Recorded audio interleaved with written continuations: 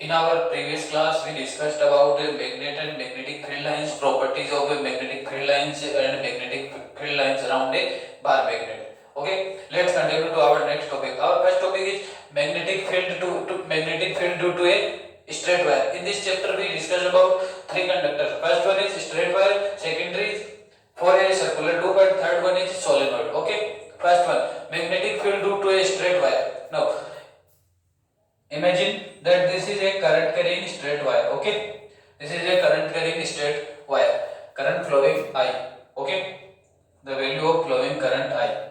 Now, first one we discuss about the shape of magnetic field lines. Shape of field lines. Shape of field lines. For a straight wire, magnetic field lines are in shape of concentric circles like this. For a straight wire, magnetic field lines are in the form of concentric circles in this form. Now, we can say that the shape of magnetic field lines is concentric circles. Hindi में इनको बोलते हैं secondary वर्त. Secondary वर्त हिंदी में इनको बोलते हैं सेकेंडरी वर्त, कॉन्सेंट्रिक सर्कल्स. ये याद तक कि अपने को शेप मिल गई कि जो मैग्नेटिक फील्ड लाइंस होगी उनकी शेप क्या आएगी. ठीक है, इसके बाद अपने को पता करना है कि factors affecting magnetic field for straight wire. अब इस जो स्ट्रेट वायर जो है इसमें मैग्नेटिक फील्ड जो है, मैग्नेटिक जब इसमें इलेक्ट्रिसिटी का फ्लो होगा तो मैग्नेटिक फील्ड जनरेट होगा. अब कौन कौन से फैक्टर्स जो है जो इसको क्या करते हैं, इसको इफेक्ट करेंगे, जो इसका मैग्नेटिक फील्ड होगा उसको इफेक्ट करेंगे. पहला फैक्टर कौन सा है? Distance from wire. Distance from wire. First factor is distance from wire. Distance wire से डिस्टेंस जो है वो मैग्नेटिक फील्ड को कैसे इफेक्ट करती है? वो जो होती है वो इनवर्सली प्रोपोर्शनल होती है. इनवर्सली प्रोपोर्शनल होती है. इमेजिन कि कोई ए पॉइंट है वो इससे जो वायर है उससे कितनी डिस्टेंस पर है? 1 मीटर की डिस्टेंस पर है. 1 मीटर की डिस्टेंस पर है. और सेकेंडरी कोई पॉइंट है वो बी पॉइंट है वो 10 मीटर की डिस्टेंस पर है. ज्यादा जो हायर फोर्स होगा, मैग्नेटिक फील्ड फोर्स होगा, वो किस पर अप्लाई होगा? ए वाले पर. तो देखो यहाँ पर जैसे ही मैग्नेटिक फील्ड की डिस्टेंस की वैल्यू इंक्रीज हो रही है, मैग्नेटिक फील्ड की वैल्यू क्या हो रही है? डिक्रीज हो रही है. और we can say magnetic field is inversely proportional to distance from wire. Distance from wire. Okay, second factor is magnetic field is directly proportional to current. Magnetic field is directly proportional to current. This is a common factor in three of them: solenoid, for a circular loop and for a straight wire. ये तीनों में क्या है? Common point है. Because general बात है कि अगर किसी करंट कैरिंग कंडक्टर में इलेक्ट्रिसिटी का फ्लो ज्यादा होगा तो उसमें क्या होगा? हायर मैग्नेटिक फील्ड जनरेट होगा. अगर उसमें कम इलेक्ट्रिसिटी का फ्लो होगा तो उसमें कम magnetic field, low magnetic field generate होगा. ठीक है, ये कॉमन पॉइंट अपना. Third factor, magnetic field is inversely proportional to radius of circles. Magnetic field जो है वो इनवर्सली प्रोपोर्शनल होगा किसके? सर्कल्स के. ये जो कॉन्सेंट्रिक सर्कल्स बन रहे हैं इनकी रेडियस क्या हो रही है? इंक्रीज हो रही है. जैसे जैसे इनकी रेडियस इंक्रीज हो रही है, इनकी आर्क बढ़ रही है, तो मैग्नेटिक फील्ड क्या हो रहा है? डिक्रीज हो रहा है. मैग्नेटिक फील्ड घट रहा है. ठीक है, ये यहाँ तक अपना रूल है. देखो ये कॉन्सेंट्रिक सर्कल्स जो है मैग्नेटिक फील्ड लाइंस की जो शेप है वो कॉन्सेंट्रिक सर्कल्स बनेगी. और ये दो तीन फैक्टर्स है, डिस्टेंस है, आर्क है और करंट है. एक इसमें चौथा पॉइंट और आता है जो आती है डायरेक्शन में क्या होगा? अगर करंट की डायरेक्शन अपोज होगी, डायरेक्शन में अगर करंट इसमें फ्लोइंग करंट की डायरेक्शन अपोज हो जाएगी तो मैग्नेटिक फील्ड की जो डायरेक्शन है वो भी अपोज हो जाएगी. ये भी अपना एक कॉमन पॉइंट है. अगर मैग्नेटिक जो करंट फ्लोइंग करंट की जो डायरेक्शन है अगर वो उसको अपोज कर देते हैं तो क्या हो जाता है? मैग्नेटिक फील्ड की डायरेक्शन भी अपोज हो जाती है. इसके बाद अपना आता है सेकंड पॉइंट. सेकंड जो पॉइंट है वो है अपना magnetic field due to a circular loop. Circular loop के लिए जो मैग्नेटिक फील्ड होता है उसका पता करना है अपने को कि उसके लिए जो शेप बनती है मैग्नेटिक फील्ड लाइंस की वो कैसी बनती है, फैक्टर्स कौन कौन से उसको अफेक्ट करते हैं. बट इसको पढ़ने से पहले देखो हम एक जो टॉपिक है अपना इंपॉर्टेंट वो पढ़ते हैं, राइट हैंड थंब रूल.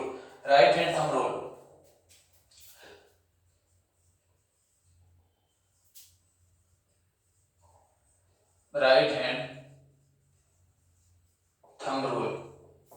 ये रूल अपने को क्या बोलता है, अगर हम अपने राइट हैंड में when we hold a current carrying conductor in our right hand, then thumb represent the direction of current, thumb represent the direction of current, and wrapping of fingers represent so or wrapping of fingers represent or wrapping of fingers show the direction of magnetic field or field lines। ठीक है, देखो ये कोई current carrying conductor है, straight wire, ठीक है, इसको अगर राइट हैंड में हम अपने राइट हैंड में होल्ड करते हैं तो अपना जो थंब है वो किसको रिप्रेजेंट करेगा, thumb represent the direction of current, thumb represent direction of current, and the wrapping of fingers, wrapping of fingers show the direction of magnetic field और फील्ड लाइंस। ये ऐसे हो रही है, देखो जो फिंगर्स की रैपिंग हो रही है, ये करंट कैरिंग कंडक्टर है कोई, इसको अगर मैं होल्ड करता हूं अपने हैंड में, राइट हैंड में, तो ये जो मेरा जो थंब रिप्रेजेंट कर रहा है, ये किसको रिप्रेजेंट कर रहा है, करंट की डायरेक्शन को, और जो फिंगर्स लपेट रही है, फिंगर्स की जो रैपिंग हो रही है वो किसको रिप्रेजेंट कर रही है, किसको शो कर रही है, वो मैग्नेटिक फील्ड लाइंस को, फील्ड लाइंस जो मैग्नेटिक फील्ड को शो करती है। ठीक है, ये अपना राइट हैंड थंब रूल है। इसको अगर हिंदी में बताएं तो अगर हम अपने दाहिने हाथ में, अगर अपने राइट हैंड में हम किसी चालक तार को पकड़ते हैं तो अपना जो अंगूठा है वो किसको रिप्रेजेंट करेगा, धारा की दिशा को, और लिपटी हुई अंगुलियां किसको रिप्रेजेंट करेगी, चुंबकीय क्षेत्र रेखाओं को या चुंबकीय क्षेत्र को। ठीक है, इसके बाद अपना टॉपिक आता है magnetic field due to a circular loop, magnetic field due to a circular loop.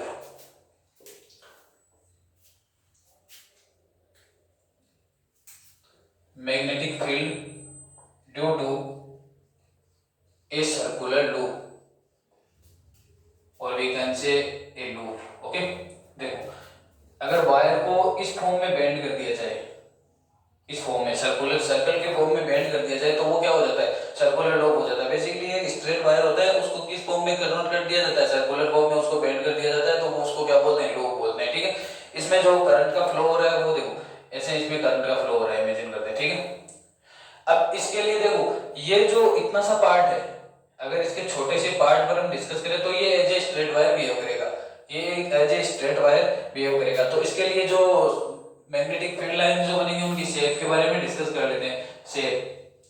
Shape जो बनेगी मैग्नेटिक फील्ड लाइंस की, वो शेप ये इसका सेंटर पॉइंट है। ठीक है, इसके लिए जो कॉन्सेंट्रिक सर्कल से बनेगी शेप, मैग्नेटिक फील्ड लाइंस जो बनेगी वो एज ए कॉन्सेंट्रिक सर्कल्स बनेगी। बट यहाँ पर ट्विस्ट क्या है, जैसे जैसे ये कॉन्सेंट्रिक सर्कल सेंटर की तरफ मूव होंगे ना तो इनमें क्या हो जाएगी, ये पैरेलल होते चलेंगे जाएंगे। जैसे जैसे ये सेंटर की तरफ देखो मूव हो रहे हैं, ये पैरेलल होते चले जाएंगे, एक दूसरे को कभी भी इंटरसेक्ट नहीं करेंगे, बिकॉज मैग्नेटिक फील्ड लाइंस कभी भी एक दूसरे को इंटरसेक्ट नहीं करती। सेम इधर भी ऐसे बनेंगी ये कॉन्सेंट्रिक सर्कल्स। बट क्या होगा, जैसे जैसे ये सेंटर की साइड में मूव हो रहे हैं, सेंटर की तरफ मूव हो रहे हैं, इनमें क्या हो जाएगा, ये पैरेलल से होने अपने को शो हो जाएंगे, पैरेलल शो ना पैरेलल से शो हो जाएंगे। ठीक है अपने को, अब देखो पहला जो अपना पॉइंट आता है शेप, शेप अपने को मिल गई concentric circles, concentric circle. Factors affecting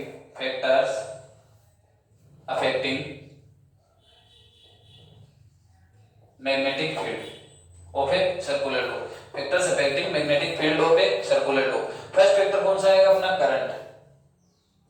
current ये कॉमन फैक्टर है, current directly proportional to magnetic field, और we can say magnetic field is directly proportional to current. If we increase the value of current it also increase the value of magnetic field. Okay, अगर हम current की value increase करते हैं तो magnetic field ज्यादा generate होगा। Second factor distance from wire, magnetic field is inversely proportional to distance from wire.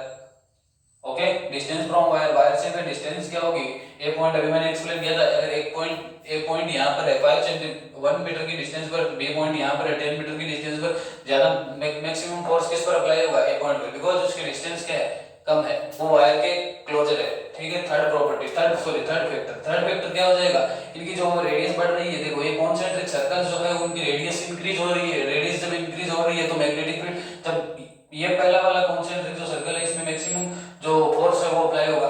फिर देखो यहाँ पर इसमें डिस्टेंस के साथ ये रेडियस बढ़ रही है सबकी, तो यहाँ पर देखो ये इतनी डिस्टेंस हो गई, फिर अगले वाले के लिए डिस्टेंस इतनी हो गई, तो रेडियस के भी इनवर्सली प्रोपोर्शनल हो गया। ठीक है, फोर्थ प्रॉपर्टी जो आती है वो आती है इसमें, जो अगर मान लो ये जो वायर है इसके ऊपर मैंने एक वायर की और कोटिंग कर दी ऐसे।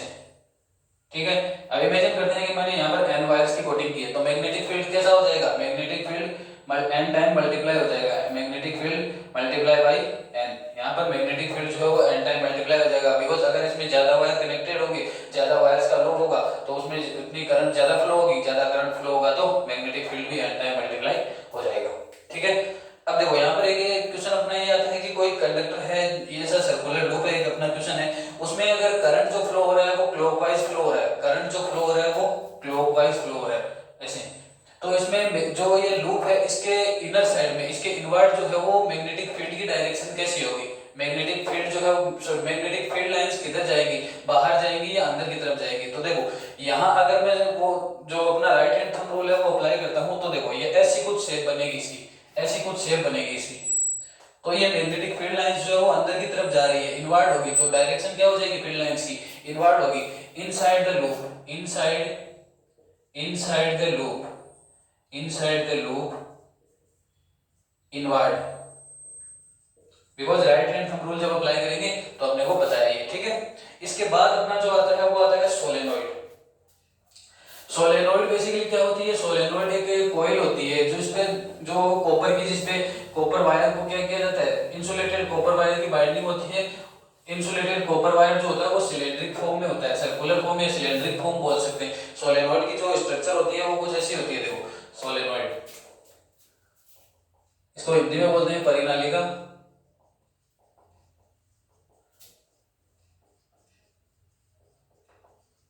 ठीक है,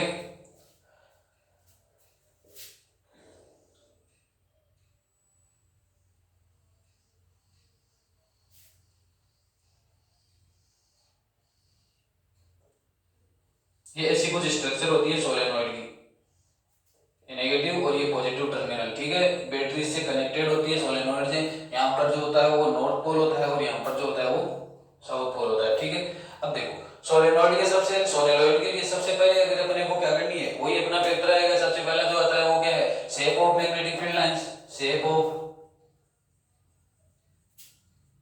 मैग्नेटिक फील्ड लाइंस। तो सोलेनोइड के लिए जो फील्ड लाइंस की शेप होती है वो एच सेम में होती है बार मैग्नेट, बार मैग्नेट के लिए जो हमने फील्ड लाइंस ड्रॉ की थी सेम वैसी की वैसी सोलेनोइड के लिए होती है, देखो इस स्ट्रक्चर में, ये यहाँ एस तक है। ठीक है, इस फॉर्म में ये होती है,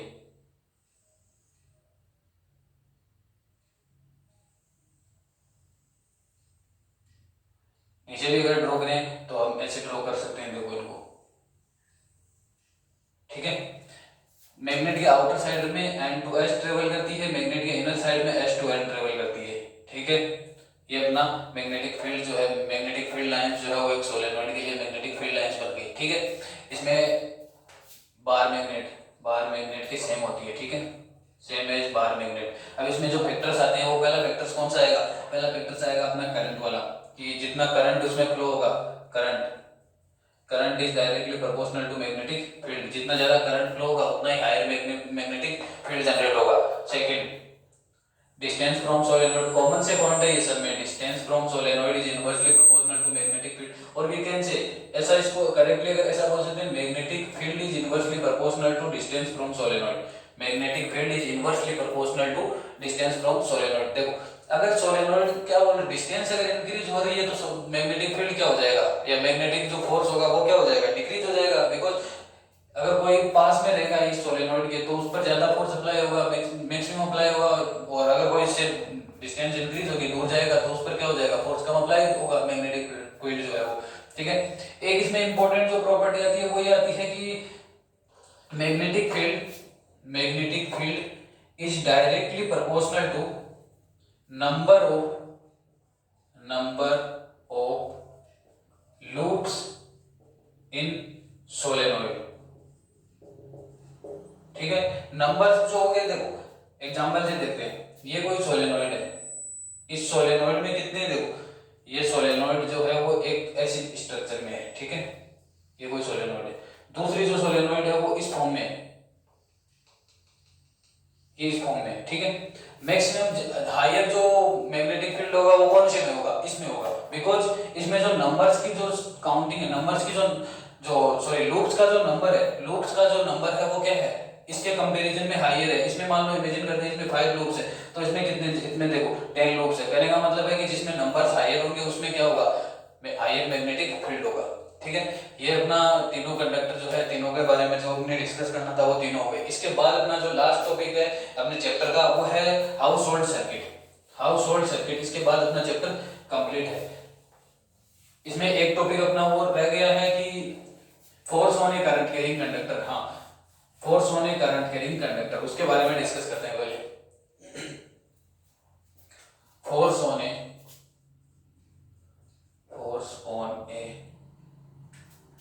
करंट कैरिंग कंडक्टर। एनसीईआरटी का जो डायग्राम है उसको डिस्कस कर लेते हैं। देखो,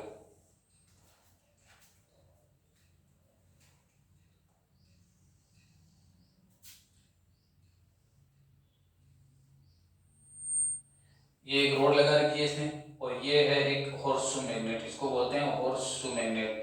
हॉर्सशू मैग्नेट का मतलब होता है घोड़े की जो नाल होती है ना, घोड़े का जो पैर होता है इसी स्ट्रक्चर में होता है, तो इसको बोलते हैं हॉर्सशू मैग्नेट। ठीक है, कंफ्यूज नहीं होना इतने में से। ठीक है, इसमें ये दो पोल है, नॉर्थ पोल और साउथ पोल। अब देखो, ये जो रोड है इसको किससे जोड़ा गया है? इलेक्ट्रिक सर्किट से, इसको सर्किट से जोड़ा गया है।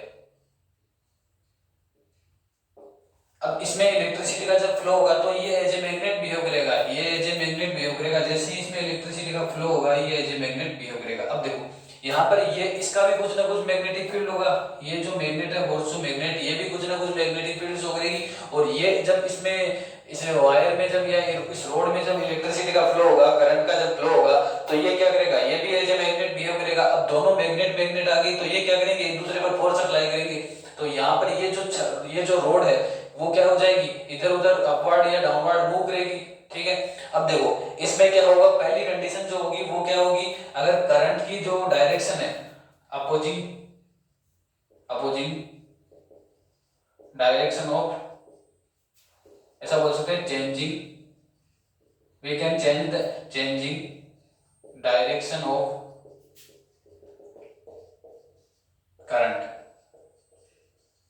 जब करंट की डायरेक्शन चेंज होगी तो मैग्नेटिक फील्ड की क्या हो जाएगी? मैग्नेटिक फील्ड की डायरेक्शन भी चेंज हो जाएगी। बिकॉज कैसे होगी? मैग्नेटिक फील्ड की डायरेक्शन कैसे चेंज होगी? जैसे करंट की डायरेक्शन चेंज होगी तो इसमें इसके द्वारा जो मैग्नेटिक फील्ड बनेगा उसकी डायरेक्शन चेंज हो जाएगी। चैप्टर की स्टार्टिंग में हमने पढ़ा है कि मैग्नेटिक फील्ड की अगर मैग्नेट में एक करंट कैरिंग कंडक्टर में अगर इलेक्ट्रिसिटी का फ्लो हो रहा है, उसमें अगर इलेक्ट्रिसिटी की डायरेक्शन हम चेंज कर देंगे तो क्या हो जाएगा? करंट की डायरेक्शन चेंज कर देंगे तो मैग्नेटिक फील्ड की डायरेक्शन भी चेंज हो जाएगी। तो सेकंड कंडीशन, फर्स्ट कंडीशन तो करंट की डायरेक्शन चेंज करने से हो गई। सेकेंडरी कंडीशन जो आती है वो क्या आती है? मैग्नेट की पोलैरिटी को चेंज करते हैं by changing the polarity of magnet,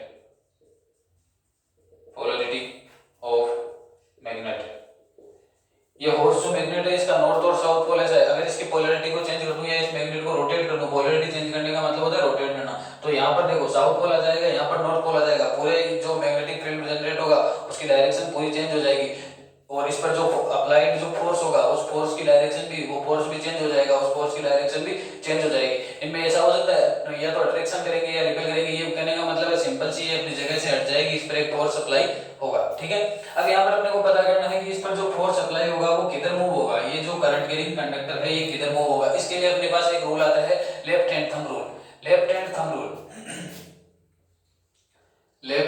hand thumb rule ये रूल अपने को ऐसा बोलता है, देखो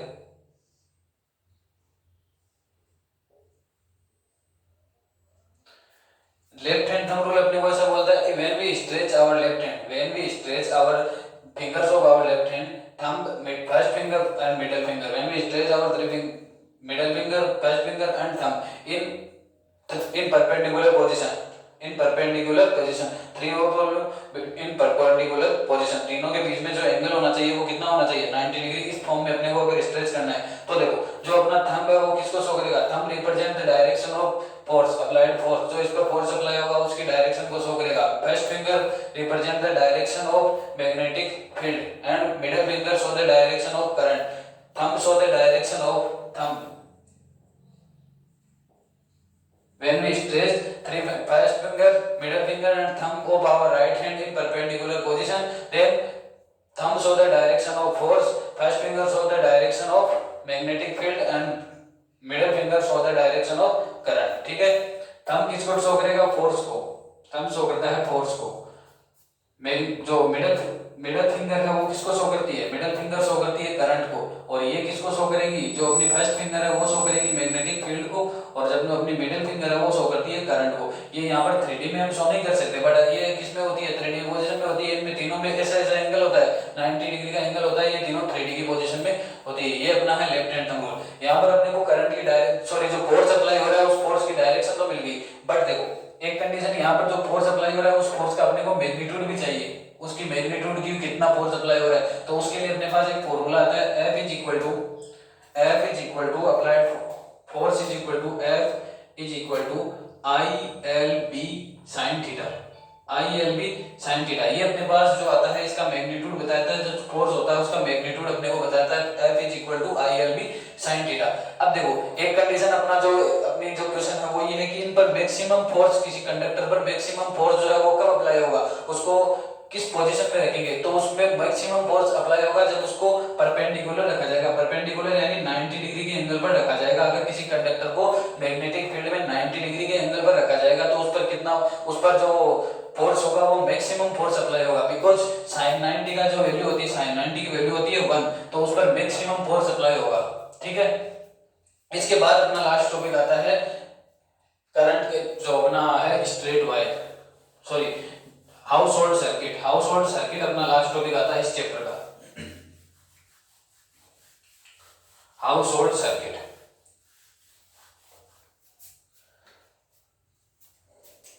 हाउस होल्ड सर्किट और we can say domestic circuit.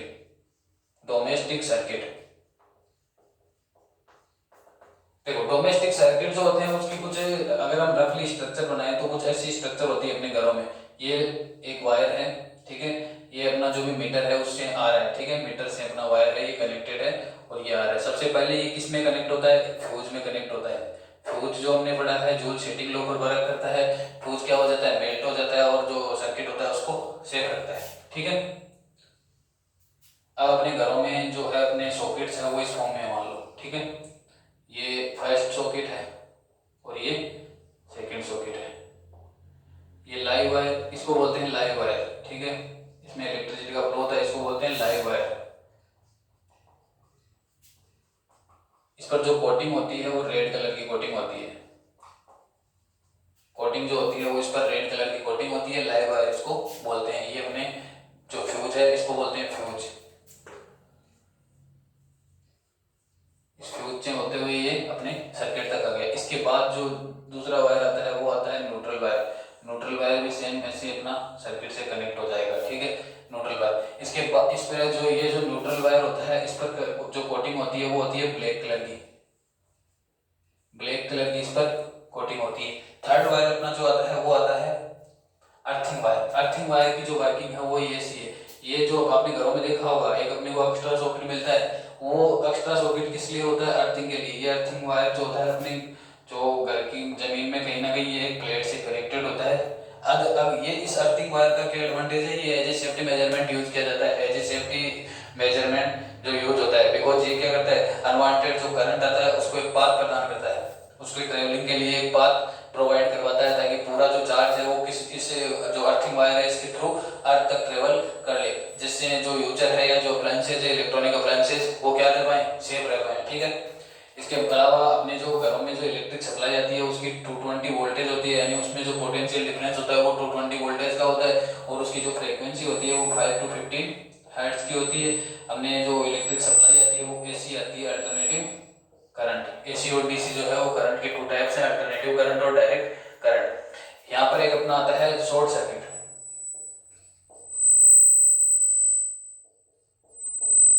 Short circuit and overloading, इनको देख लेते हैं फटाफट। शॉर्ट सर्किट और ओवरलोडिंग क्या होती है। शॉर्ट सर्किट देखो आप सभी जानते हो, शॉर्ट सर्किट घरों में होता है, सबको पता भी है जनरली, है ना। शॉर्ट सर्किट क्या होती है, जैसे लाइव वायर और मेन जो लाइव वायर है और ये जो न्यूट्रल वायर है ये दोनों डायरेक्टली जब भी कांटेक्ट में आते हैं तो क्या हो जाता है, जो सर्किट होता है उसमें करंट की वैल्यू हेवीली इंक्रीज हो जाती है। हेवीली इंक्रीज हो जाती है तो क्या होता है, जो या तो ये वायर बर्न हो जाएगा या जो अप्लायंसेज है वो क्या हो जाएगा, उनको डैमेज होगा या सर्किट में कुछ ना कुछ डैमेज होगा। तो शॉर्ट सर्किट की जो पोजीशन होती है तो उसमें क्या बोलते हैं, when live wire and neutral wire comes in directly contact, the current of in a circuit increase, the value of current in a circuit increase heavily, that is called short circuit। Overloading, overloading क्या होता है, जब एक ही circuit से क्या होता है, एक ही ही सर्किट से बहुत सारे जो अप्लायंसेज हैं उनको कनेक्ट कर दिया जाए तो सर्किट में उसमें जब क्या होगा, एक ही जो सॉकेट से बहुत सारे अप्लायंसेज को कनेक्ट कर दिया जाएगा तो वो क्या होंगे, ज्यादा इलेक्ट्रिसिटी कंज्यूम करेंगे, तो सर्किट में क्या हो जाएगी, सर्किट में जो इलेक्ट्रिसिटी की वैल्यू है वो करंट की वैल्यू है वो इंक्रीज होगी हेवीली, जिससे सर्किट क्या हो जाएगा, बर्न हो जाएगा, जो अपना सॉकेट है वो भी बर्न हो सकता है। इससे इनसे कुछ सेफ्टी मेजरमेंट जो आते हैं वो क्या होते हैं, पहला जो सेफ्टी मेजरमेंट है वो ये जो प्रिकॉशंस अपने को लेनी चाहिए, सॉरी प्रिकॉशन, जो सेफ्टी प्रिकॉशंस है वो क्या है, पहला should not connect many wires many appliances in single socket, बहुत सारे अप्लायंसेज वो सिंगल सॉकेट में कनेक्ट नहीं करना चाहिए। सेकंड जो अपना है वो क्या है कि जो मल्टीपल जो डैमेज्ड इक्विपमेंट्स हैं, जो डैमेज्ड अप्लायंसेज हैं उनको सर्किट में कनेक्ट नहीं करना चाहिए। थर्ड, मल्टीपल जो इक्विपमेंट्स हैं उनको सेम टाइम पर should not use multiple appliances in same time पर उनको यूज नहीं करना चाहिए बिकॉज वो ज़्यादा इलेक्ट्रिसिटी कंज्यूम करते हैं। And third, always use fuse को एक सेफ्टी मेजरमेंट यूज करना चाहिए, अर्थिंग वायर को भी कनेक्ट करना चाहिए। ये सारे इनके लिए इनकी जो सेफ्टी के जो प्रिकॉशंस अपने को लेनी चाहिए वो ये है। ठीक है, यहाँ पर अपना जो चैप्टर है वो कंप्लीट होता है।